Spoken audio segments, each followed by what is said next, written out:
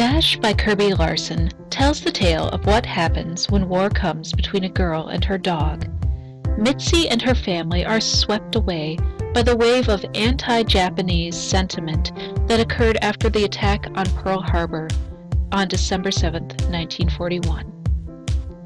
The friendship between Mitzi and Dash is how Mitzi is able to make it through the tough times when everyone else seemed to have turned their back on her. Dash was always there.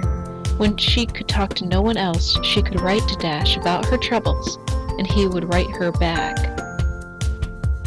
This is Mitsui Shiriashi, Mitzi and her beloved dog Chubby, whose diary is part of the inspiration for this book. Mitsui had to leave her beloved Chubby behind with a neighbor when she and her family were relocated to Camp Harmony. The story starts in Seattle, Washington, which is 1,939 miles away from us here in Waterloo, Wisconsin. Mitzi would have attended school in a schoolroom similar to this one, where the teacher would share books such as The Little House in the Big Woods by Laura Ingalls Wilder. Some of the activities that Mitzi enjoyed with her friends included going to the cinema and seeing films like The Seahawk, featuring Errol Flynn. She would also go and enjoy chocolate sodas at Woolworth's with her brother Ted or her grandmother. And evening's entertainment included radio shows like The Lone Ranger and Blondie, featuring Penny Singleton and Arthur Lake.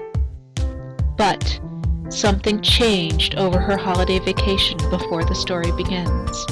December 7, 1941, Japanese warplanes bombed the naval base in Pearl Harbor, Hawaii.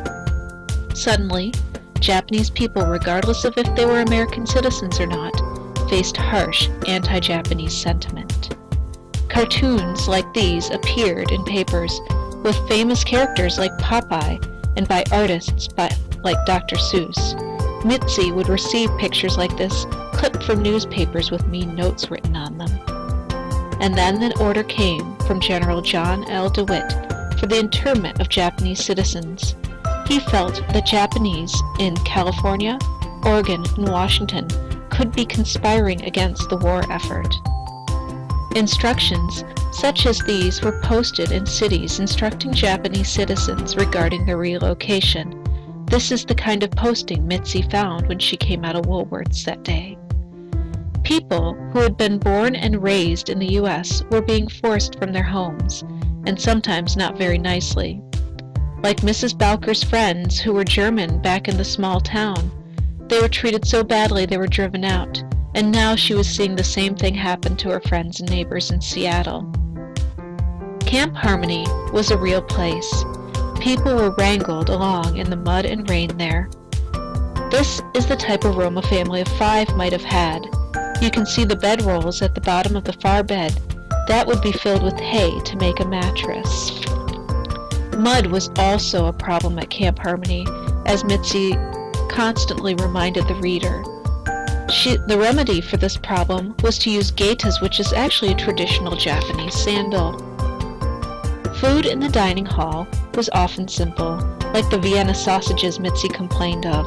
Later, when they moved to Minidoka, she would get treats like creamsicles and knee-highs from the canteen.